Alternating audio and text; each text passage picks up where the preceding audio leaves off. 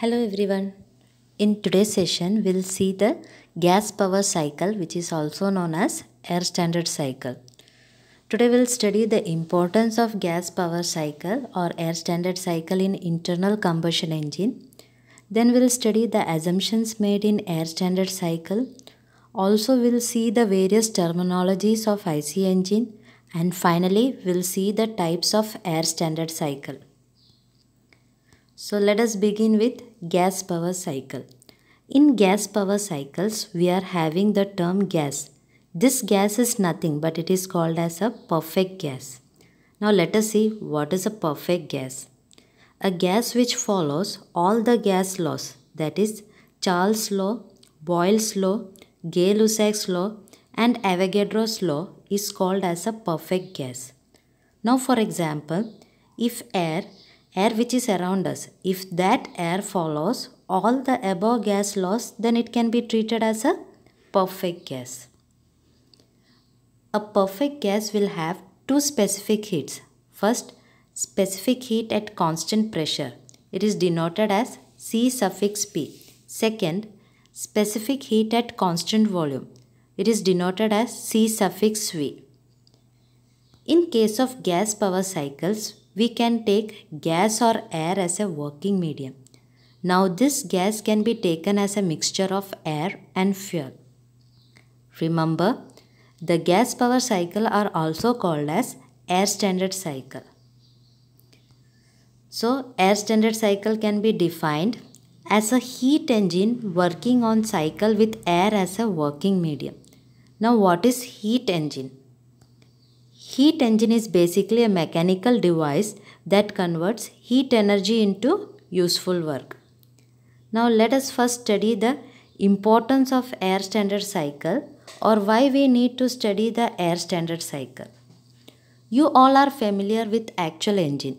Actual engine means engine which we use in bikes or cars or any vehicles. This actual engine undergoes four processes like suction, compression, expansion or power stroke, and finally the exhaust. To do analysis of the engine during these processes are very complex. For example, during compression and expansion process, at which point its temperature and pressure is increased or decreased, or whether there is a loss of heat or not. All these things are difficult to predict, and so analysis of an engine becomes very complex. Therefore, in order to understand the working principle of an IC engine, we have considered some ideal assumptions. Now based on these ideal assumptions, we consider our engines are working. As we know, actual engine is an open cycle. Why open cycle? Because in the actual engine, fluid is coming into the cylinder, then compressed, and after combustion expansion, and finally exhausted to the atmosphere. So it is an open cycle.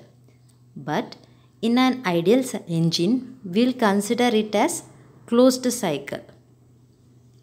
Now this is one of the assumptions which we made. Now if we see 4-stroke petrol engine or 4-stroke diesel engine, in petrol engine, air fuel mixture is coming inside the cylinder, then with the help of spark plug it is combust and we get the power stroke, and finally the burnt product is given out. Similarly, in diesel engine, only air is coming inside the cylinder and during compression the fuel is injected and then combustion takes place and finally the exhaust. So as we know, in actual engine, we use the mixture of air and fuel, but the amount of air is much more as compared to the fuel.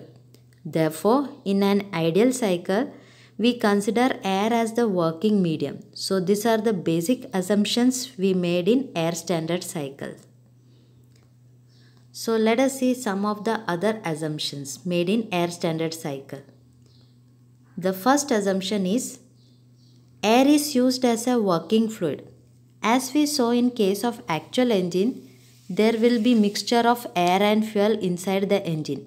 But here, in case of air standard cycle, our assumption is that only air is present inside the engine.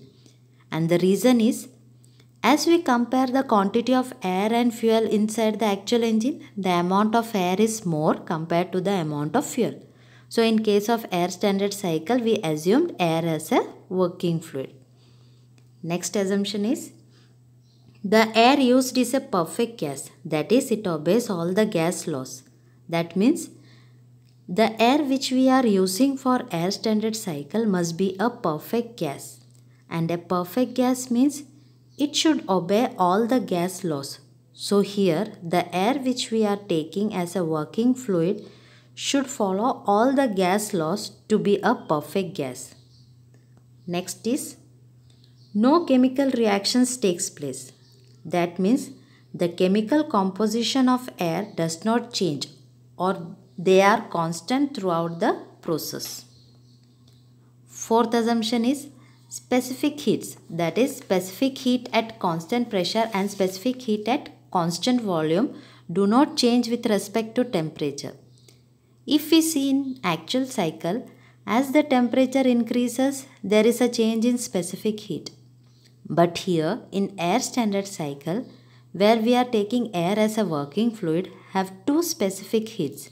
That is, specific heat at constant pressure and specific heat at constant volume. We are assuming that this specific heat will remain constant or will not change with respect to temperature. Next is, mass flow rate of air remains constant throughout the cycle. That is, no loss of air is present. It means that when certain amount of air is brought into the engine cylinder, that quantity of air will remain same throughout until the process is completed. That is, there is no loss of air, or the air which is present inside the engine will not leak outside. But when we see in case of actual engine, there are chances of air to leak out from the engine through the valves. So here we assume that there is no loss of air. Sixth one is, the process which takes place in the cycle are assumed to be reversible process. That means after the completion of all the processes, the systems come back to its original state or condition. So they are reversible processes. And the last one is, air standard cycles are ideal cycles which are used as a standard to compare with actual engines. Means, to check the performance of the actual engines, air standard efficiencies are used as ideal efficiencies. So, these are some of the assumptions made in air standard cycle.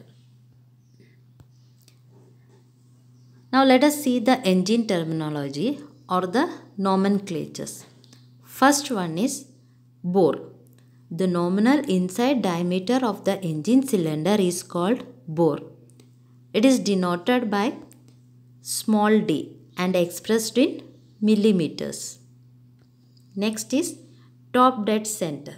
The extreme position of the piston at the top of the cylinder of the vertical engine, or the point above which the piston cannot move, is called top dead center. It is denoted by TDC. Next is bottom dead center. The extreme position of the piston at the bottom of the cylinder of the vertical engine, or the point below which the piston cannot travel, is called bottom dead center. It is denoted by BDC. Next is stroke. The distance travelled by the piston from top dead center to bottom dead center, or the maximum distance travelled by the piston in the cylinder in one direction, is known as stroke. It is one type of length, so it is denoted by capital L. Next comes the clearance volume. The volume contained in the cylinder above the top of the piston when the piston is at top dead center is called the clearance volume. It is denoted by V suffix C. Next, swept volume. The volume swept by the piston during one stroke is called the swept volume. It is denoted by V suffix S, and it can be calculated as Vs is equal to pi by 4 d square into L, where pi by 4 d square is area of cylinder bore and capital L is stroke length. Next is the compression ratio. It is the ratio of the volume in cylinder when the piston is at bottom dead center to the volume when the piston is at top dead center. Or it is the ratio of total volume to the clearance volume. It is denoted by small r. Therefore, we can calculate the compression ratio as R is equal to Vs plus Vc upon Vc. Whereas Vs plus Vc is the total volume and Vc is the clearance volume. Next is the types of air standard cycle. Different types of air standard cycles are Carnot cycle, Otto cycle, Diesel cycle, Dual cycle and Brayton cycle. So these are the different types of air standard cycles which will be covered in my next lecture. That's all for today's session. Hope you have understood the importance of air standard cycle. Thank you.